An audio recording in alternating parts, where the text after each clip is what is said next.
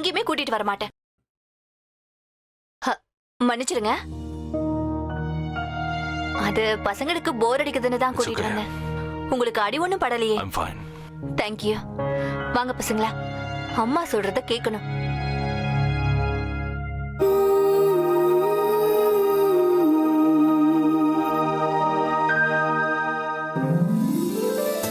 Sir, உங்களுக்கு ஏதாவது பிடிச்சிருக்கா?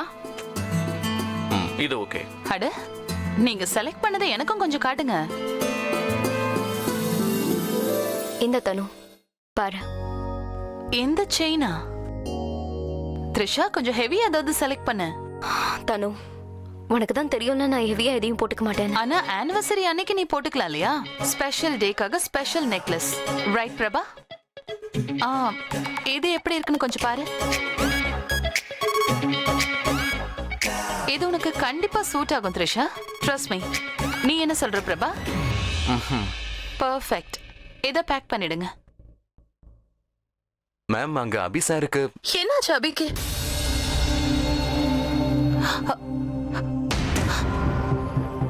என்னாச்சு? பயப்பட வேண்டிய அவசியம் எல்லாம் ஒண்ணு இல்ல. ஒரு சின்ன பையன் அவரை இடிச்சிட்டான், அதனால லைட்டா டிஸ்பேலன்ஸ் ஆயிடுச்சு. அவருக்கு ஒன்றும் ஆகல. அந்த பையன் அவனுக்கு எதுவும் அடிபடல? இல்ல சார், 2 பேரும் நல்லா தான் இருக்காங்க. ஓகே, நீங்க எந்த மாடலை செலக்ட் பண்ணிருக்கீங்க சார்?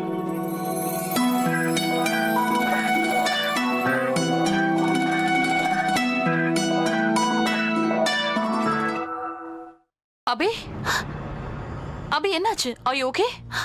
அந்த சேல்ஸ்மேன் இங்க ஏதோ நடந்துச்சுன்னு சொன்னா? ஒண்ணும் இல்ல தனு, ஒரு சின்ன பையன் வந்து என்ன இடிச்சிட்டான். ஓகே. அபி, நான் உங்ககிட்ட கொடுத்துட்டு போன அந்த தாலி செயின் எங்க? அவன் வந்து என் மேல இடிச்சதும் தாலி கீழே விழுந்துருச்சு. விழுந்துருச்சா? அபி, அந்த தாலி எனக்கு வேணும்.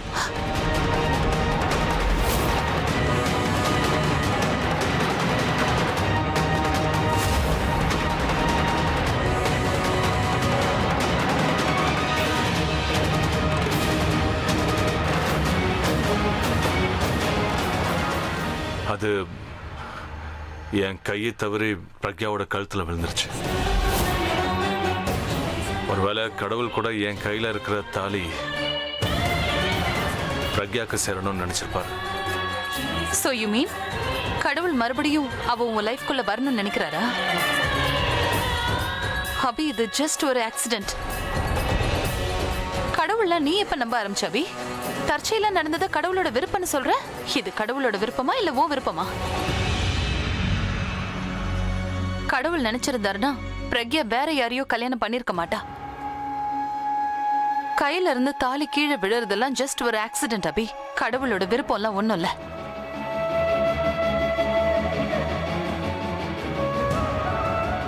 அங்க பாரு, அவள எவ்வளவு இரிட்டேட்டிங்கா ஃபீல் பண்றா.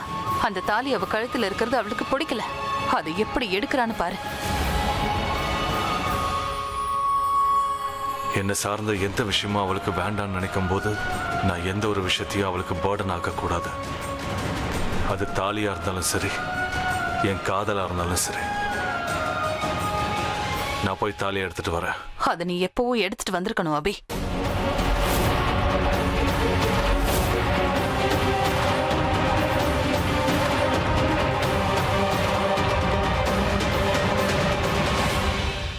தெரியலையே, நீயே திரும்ப வரணும்னு நினைக்கிறியா இல்ல நீ நம்புற கடவுள் உன் அபியோட சேர்த்து வைக்கணும்னு நினைக்கிறாரா? எதுவா இருந்தாலும் நான் இருக்கிற வரைக்கும் நிச்சயமா அது நடக்காது. ஏன்னா இந்த முறை நான் என்னோட பிரெயினை மட்டும் இல்ல, என்னோட காதலையும் யூஸ் பண்றேன்.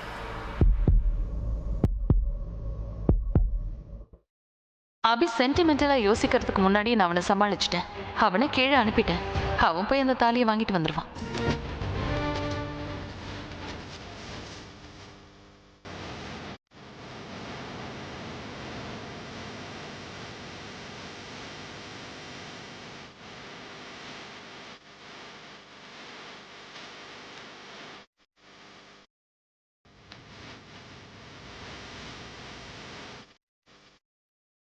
இந்த பிரக்யாவுக்கு ஊர்ல இந்த ஒரு ஜுவல்லரி ஷாப் தான் கிடைச்சதா என்ன?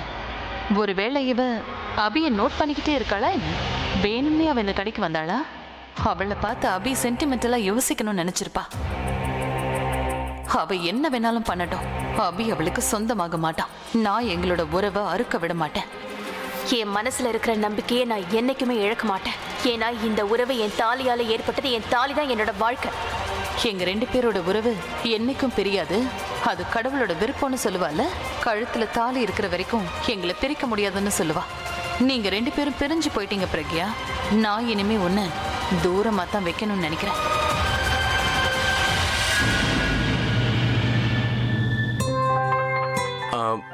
சார், நீங்க எதை செலக்ட் பண்ணிருக்கீங்கன்னு சொல்லுங்க. இல்ல, நாங்க இன்னும் எதுவும் ஃபைனலைஸ் பண்ணல. Thank you. Yes. Okay, let's go. I'm so sorry. பரவாயில்ல. இருங்க, நான் ஹெல்ப் பண்றேன். It's okay, it's okay. இந்தாங்க. Thank you. Are you okay? Let's move. Thanks, madam. I'm sorry. அது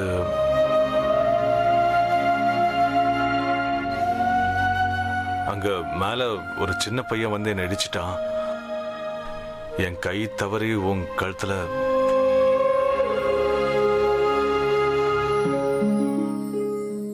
அதெல்லாம் வேணும்னு ஒன்றும் போடல. நீங்க வேணும்லாம் ஒண்ணும் பண்ணல. எதுக்காக அப்படி பண்ண போறீங்க? தாலி பொதுவா பொண்டாட்டிக்காக தானே வாங்குவாங்க.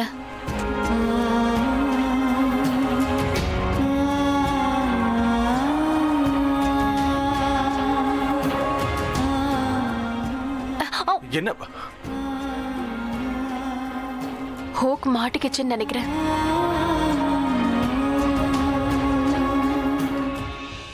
வேணும்னா அது வரலனா நான் அதை எடுத்து உனக்கு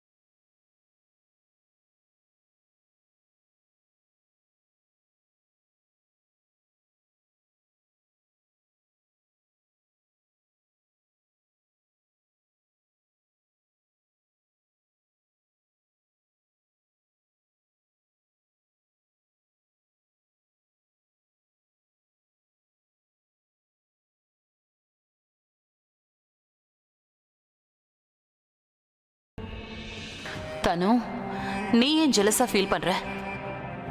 எந்த தாலி அவங்க 2 பேரையும் ஒன்னு சேர்த்து வச்சிருக்கோ, அபி அதே தாலியை அவ கழுத்துல இருந்து எடுத்துட்டு இருக்கான்.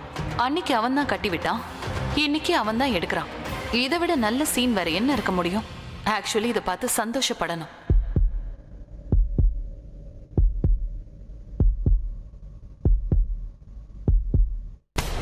இந்த அபி தேவையில்லாம டைம் வேஸ்ட் பண்ணிட்டு இருக்கான். இது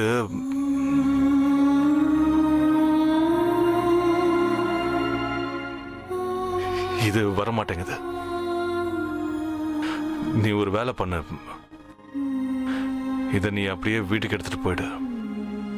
அங்க போய் நீ ட்ரை இது பண்ணு. என்னோடதுல, நான் எப்படி எடுத்துட்டு போக முடியும்?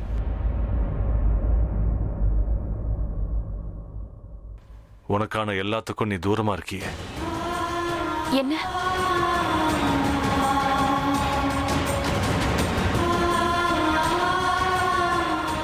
ஒன்றும் இல்லை, இதோட ஹூக் உன்னோட ட்ரெஸ்ல மாட்டிக்கிச்சு. நான் ஓவரா இழுத்தனா அது கிழிஞ்சிரும். அதனால நான் ஸ்டாஃப் யாரையாவது கூட்டிட்டு வரேன்.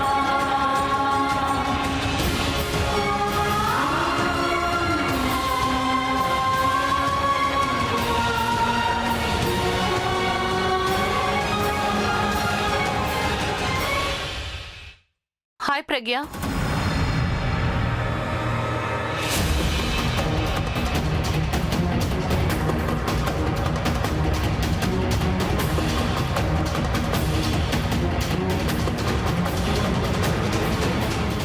எப்படி இருக்க நீ?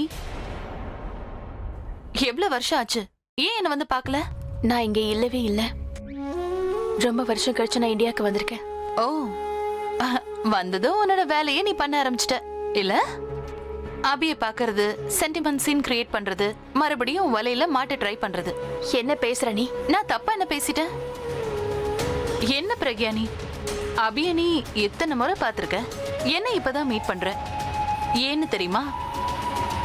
ஏன்னா நீ அபிய பாக்குறது, அடிக்கடி பாக்குறது அதெல்லாம் கோஇன்சிடென்ஸ் இல்ல, எல்லாமே உன்னோட பிளான். உன்னோட கழுத்துல இருக்கிற இந்த தாலி இது கூட தற்செயலா விழுந்ததா இல்ல? இங்க பாரு, யாரோ ஒரு பையன் வந்து இடிச்சிட்டானா, அதனால அவர் கையில இருந்த தாலி கீழே விழும்போது ஏன் மேல வந்து விழுந்துருச்சு. ஓ, எவ்வளவு அழகான ஒரு கோஇன்சிடென்ஸ். ஏனோ நான் இவ்வளவு வருஷமா அபி கூட இருந்துட்டு இருக்கேன், ஆனா எப்பவுமே எனக்கு இந்த மாதிரி எல்லாம் நடந்ததே இல்லையே. தாலிய விட்டு தள்ளு, அவன் கையில இருந்து எப்பவுமே ஒரு பூ கூட விழுந்தது. நீ என்னதான் சொல்ல வர? சொல்றேன், இந்த தாலி உன்னோட கழுத்துல ஒன்னும் தற்செயலா வந்து விழல, நீதான் வேணும்னே கீழே விழ வச்சிருக்க. இது எல்லாமே உன்னோட பிளானிங் தான். அபியை இடிக்க சொல்லி அந்த பையனை நீ தானே அனுப்புன. அப்பதான் அவன் இடிச்சு அபி தடுமாறி அவன் கையில இருக்கிற தாலி நேரா உன் கழுத்துக்கு வந்து விழும் இல்லையா? நீ மறுபடியும் அபிய சொந்தமாக்கிக்க ட்ரை பண்ற. அபி உன்னை பார்த்தது கடவுளோட விருப்பம்னு நம்ப வைக்கிற. ஆனா நான் உனக்கு ஒரு விஷயத்த கிளியரா சொல்லிடுறேன், நீ திரும்ப வந்தாலும் முதல்ல மாதிரி எதுவுமே இருக்காது பிரக்யா. நீ ஒரு முறை வந்து எனக்கும் அபிக்கும் கல்யாணம் நடக்காம தடுத்துட்ட. ஆனா இந்த முறை கடவுளே நினைச்சாலும் எங்க 2 பேரையும் பிரிக்கவே முடியாது. ஏன்னா அதே கடவுளை சாட்சியா வச்சு லீகலா அபிய நான் எனக்கு சொந்தமாக்கிக்கிட்டேன்.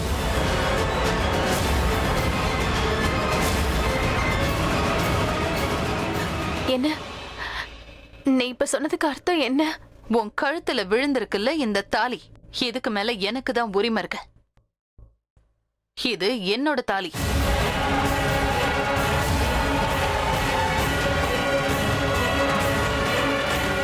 மரியாதையை உன் கழுத்துல இருந்து இதை எடுத்துரு.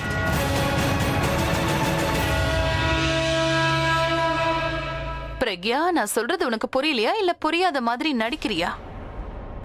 இங்க பாரு, மிஸ்டர் அபிஷேக் யாருன்னா என்னோட புருஷன். அவர் இந்த தாலிய வாங்கினது எனக்காக.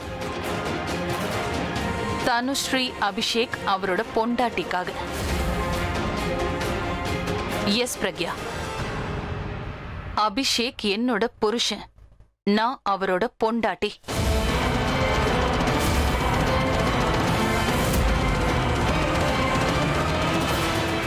நீங்க 2வது கல்யாணம் எதுக்கு பண்ணீங்க? நீங்க கல்யாணம் பண்ணிக்கிட்டது கூட எனக்கு ப்ராப்ளம் இல்ல, ஆனா நீங்க தனுவ. ஓகே, பிரக்யாக்கு இந்த நியூஸ உடனே சொல்லி ஆகணும். PR மீட்டிங் நல்லபடியா போச்சு. மீட்டிங்க்கு அப்புறம் ரொம்ப நல்ல என்டோர்ஸ்மெண்ட் கிடைச்சது. இந்த நியூஸை கேட்டா அவ ரொம்ப சந்தோஷப்படுவா.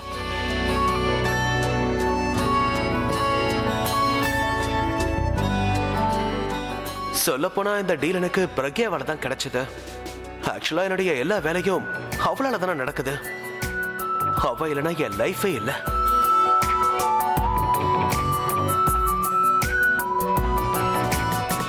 ப்ராப்ளம் என்னன்னா, அவ தான் எனக்கு எல்லாமே நான் நினைச்சுக்கிட்டு இருக்கேன். ஆனா அவ தன்னை என்னுடைய மேனேஜர்னு நினைச்சிட்டு இருக்கா. அதுக்கப்புறமா தான் ஃப்ரெண்டுன்னு நினைக்கிறா. என்ன பொறுத்த வரைக்கும் அவ ஃபேமிலி. ஆனா அவ அப்படி நினைக்கல. இதுல அவளுடைய தப்பு எதுவும் கிடையாது. அந்த சென்னைக்காரன் அவன் கூட இல்லாட்டியும் அவன் மனசுலயே தான் இருந்துகிட்டு இருக்கான். அவனை தான் பிரக்யா எல்லாமேன்னு நினைச்சிட்டு இருக்கா போல இருக்கு. இவளோட நிலைமை என்ன ஆக போதோ தெரியல. Well dude, just go get her. அவளுக்காக அவ எதுவுமே வாங்கியிருக்க மாட்டான்னு தெரியும். அண்ட் இந்த என்டோஸ்மெண்ட் டீலுக்காகவே அவளுக்கு ஒரு நெக்லஸ் வாங்கி கொடுத்தே ஆகணும். ஓகே, என்னாச்சு? உன்னால நம்ப முடியலையா? கஷ்டமா இருக்கா இல்ல உன்னால தாங்க முடியலையா? உன்னோட பேர்ல இருந்த ப்ராப்பர்ட்டி இன்னொருத்தர் பேர் மேல ரெஜிஸ்டர் ஆயிடுச்சு. ஆக்சுவலி பிரக்யா, அந்த ப்ராப்பர்ட்டி என்னோடதுதான். நீதான் வந்து தேவையில்லாம என் ப்ராப்பர்ட்டி மேல சொந்தம் கொண்டாடிட்டு இருந்த. பெரிய சாவித்ரி மாதிரி ஸ்வீட்டா பேசி வீட்ல எல்லாரையும் ஏமாத்திட்ட.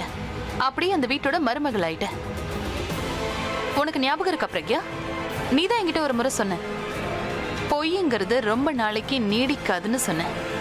இப்ப பாரு, நீ சொன்னது கரெக்ட் ஆயிடுச்சு. அண்ட் எனக்கு என்னோட அபி முழு உரிமையோட எனக்கே கிடைச்சிட்டான். நீ பண்ண எதையுமே நான் பண்ணல. நடிப்பு, நாடகம் ஆடுறது எதையும் பண்ணல. ஏன்னா அபி எல்லாத்தையும் ரியலைஸ் பண்ணிட்டான். உன்னை பார்த்ததுதான் அவன் லைஃப்ல பண்ண மிகப்பெரிய தப்புன்னு. என்னதான் உண்மையா அவன் காதலிச்சான். உனக்கு ஞாபகம் இருக்கா? நீதான் ஒரு நாள் என்கிட்ட சொன்ன, ஒன்னா இருக்கிறது மட்டும் காதல் இல்ல, அதை கடைப்பிடிக்கணும்னு சொன்ன. இப்ப பாத்தியா, நான் அபி கூடவே இருக்கேன், அந்த உறவையும் மெயின்டைன் பண்றேன். நீ தான் போயிட்ட. அபியோட நிலைமை என்னன்னு பார்க்க கூட நீ வரல. ஆனா இப்ப எதுக்காக வந்த? அபியோட லைஃப்ல உனக்கு எந்த இடமும் இல்ல. அவனோட மனசுல கூட உனக்கு இடம் இல்ல.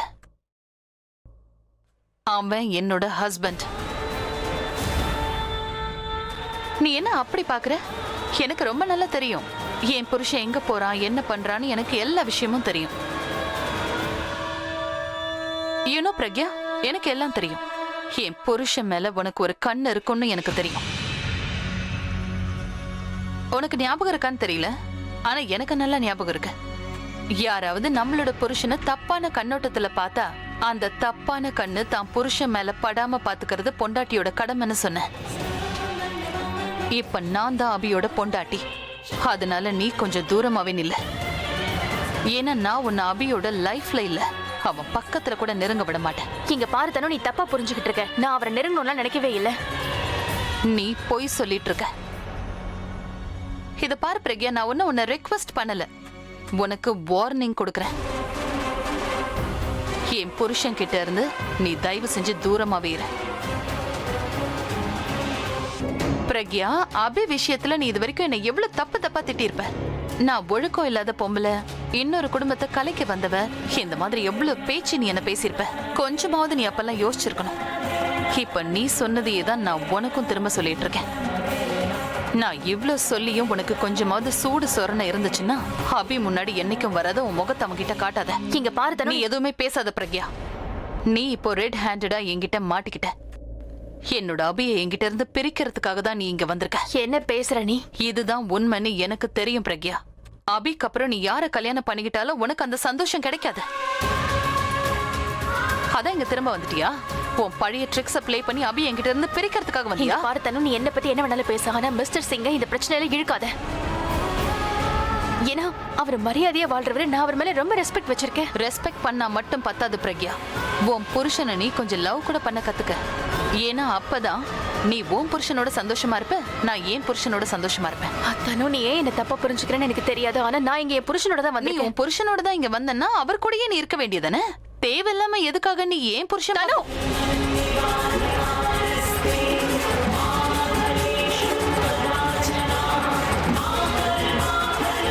நான் உன்கிட்ட பேசணும்னு அவசியம் இல்ல, உனக்கு எந்த எக்ஸ்பிளனேஷனும் கொடுக்க வேண்டிய அவசியமும் இல்ல. போறதுக்கு முன்னாடி என்னோட தாலி என்கிட்ட கொடுத்துட்டு போ.